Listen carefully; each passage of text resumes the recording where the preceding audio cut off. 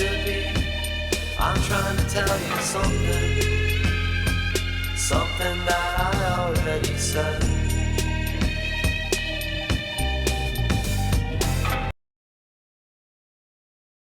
Chapter 8. The first day of the year. I didn't hear from the boy until Christmas Day. It was the first I'd heard from him since he left. We texted back and forth, but it was slow, long, and drawn out. He kept waiting overnight and then continuing the conversation with a single text. Low-key infuriating, but we were across the country from one another, so what did I care? Enough to comment, clearly. It went on that way until one night just before New Year's when we got deep into parents and dreams. Both the kind for sleeping and the kind just beyond your fingertips, barely out of reach. Things you talk about when you're getting to know someone on a deeper level maybe than just platonic friends. Or even just friends who fuck. And if you're not fucking, then at least inching toward the level of becoming best friends or something. But along any sense of deepening between us, I could feel a wall of resistance that would rise up and fall down, depending on the moment and seemingly impossible to predict. It was already getting a little exhausting, but I ignored it. Whew! Meanwhile, Abel and I were basically in constant communication. Our couple of little solo hangs had transformed us from members of the same friend group to two souls connected through a cord that plugged into each of our hearts. I flew back to LA on New Year's Eve to celebrate with him in Salem. The boy wasn't coming back for another 2 weeks. Abel had gotten a bunch of mushrooms from the mushroom man, so we ate some more, danced the night away, and rang in a new year that felt like a new life to me. I slept over at their apartment. Abel let me sleep in his bed with him. We woke up on the first day of the year to both of our phones chiming almost in unison, one right after the other. It was the boy wishing us a happy new year. I couldn't help but feel sort of special, being thought of right after his best friend.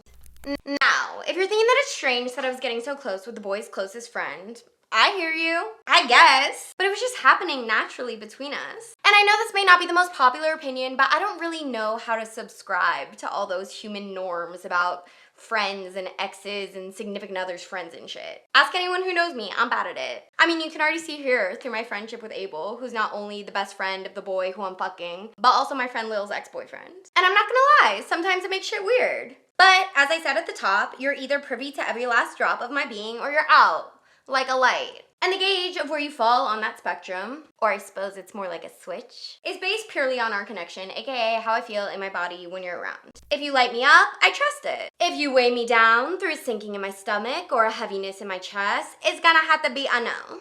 And that light floaty feeling is hard to come by for me. So when it comes, I trust it. New Year's Day with Abel was one of the best days of my life. We rolled out of bed around noon with a mushroomy afterglow and discovered a new breakfast counter right down the street from his house. We talked a lot about sex at that breakfast, and a lot of other times too, to be honest. I guess we're both just pretty sexual people. Another one of our shared passions, you could say. Not that it's that unique, but our fixation with talking about it could be. At this time, Abel was stepping more fully into his relatively newly single self and had been quite active on the apps of late. Abel's queer. He's sort of just into souls more than genders, which personally makes a lot of sense to me. I think I'm somewhere on that train, I think. I definitely am most drawn to people closer to the center of the gender spectrum, and I'm far more attracted to a hyper-feminine person than a hyper-masculine one, that's for sure. But it's mainly materialized as straight cis boy, always quite femme, but cis het nonetheless, and queer cis boy, because who doesn't love a self-honoring bisexual partners for the most part, for me so far.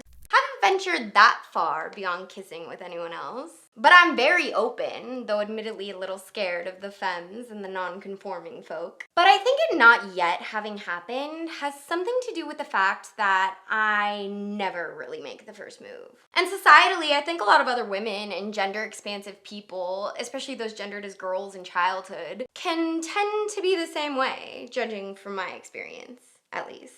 I mean, it makes sense if you think about it, right? The deeper into the divine feminine you dive, the more you attract, the less you chase. Not saying that anyone should limit their agency to strictly one or the other, because I don't think it's that binary. But if we're forgetting about the construct of gender for a moment and just looking at pure energy, femininity holds its power in its receptivity and also in its boundary. And masculinity holds its power in its action. But man, did it take me a long time to learn that. I always thought it was somehow weakening my power instead of practicing self-honor to wait for or trust and allow things to come to me. Not necessarily in terms of making the first move, but definitely in the dance that comes after. Like letting them come to me would put it all on their terms or something. But that was really just a testament to how much work I still had to do around understanding the magnetism that comes from a healthy relationship with self, capital S. Understanding that only through that primary relationship can one know when to act and when to receive. Understanding that, as Mariam Hasna says, playing hard to get isn't playing when you simply are just hard to get. And understanding that one's authenticity is the key to their power, wherever that may fall on the divine spectrum of femininity and masculinity, which will look different for everyone at any given moment, as we all have both energies swirling around inside of us to varying degrees. It's simply remembering that action from an empowered place is masculinity at its most healthy, and action from fear is disrespect to the feminine divine. So anyway, yeah, maybe my feminine leaning authenticity is why it hasn't happened, and I just need a dommy femme to lead me to the light. Or maybe I'm just making shit up and lying to myself and I'm just a wannabe queer. I do have queer sex streams quite a lot though. And my TikTok algorithm points to gay o'clock, so who knows? Not me.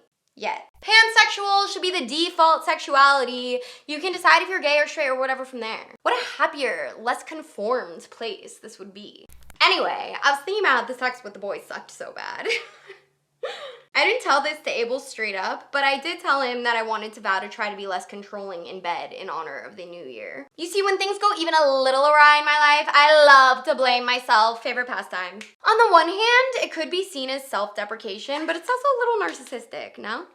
I'm so hot. It's okay. I'm so fucking hot. It's okay. I'm just gonna get a sip of water, because I'm not well. Regardless, it's how I tend to make sense of things that don't go as planned or expected. I inundate myself with thoughts like, what could I have done better? You feel me? Which, looking back, was a particularly hot take on this scenario because there was not a lot that I did do in that moment besides tell him to slow down. That didn't stop me from trying to turn the subpar sex in my mind into something I could have fixed by doing less. If that's not some subconscious learned oppression, I don't know what is. Thank you, America. Thank you, patriarchy. But hey, be chill with yourself, right? Acknowledgement is the first step. After breakfast, we decided to go on a hike. We were between some bouts of winter showers, so the brown bush hills were transformed to a glimmering green, made even more magical by our mushroomy afterglow.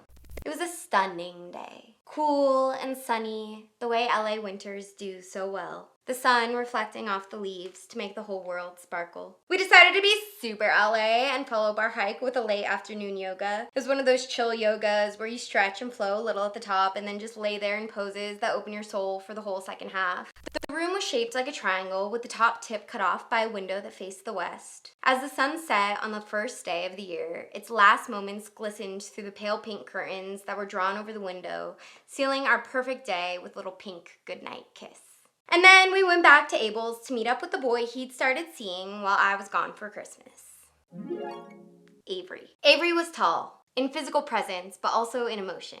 Incredibly gentle in energy, while simultaneously so enthusiastic. There was a forever smile that peeked out of his soul through his eyes, wanting to brighten everyone's day. You could feel upon first meeting him that the bubbling high that he leads with could be matched by the lowest of lows. Something I relate to all too deeply, which I think helps me spot it all the more. His giggling warmth made even Abel feel cool in comparison. We all snuggled together on the couch and watched a show before I left them, wanting to stay another night, always wanting more and more when something feels good and right. And I don't know if anything had ever felt quite as good and right as this first day of the year.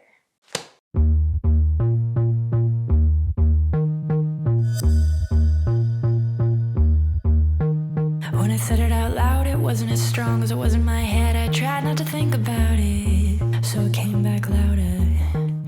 I think it's been about a year since I became a snob. Decided not to play along, so it grew bigger. Me and my head have become very, very, very close. We decided not to tell you about it. We're just gonna play it safe, do what we know, play it cool, lay low, not tell you about it. And here I am playing by myself. Me and my super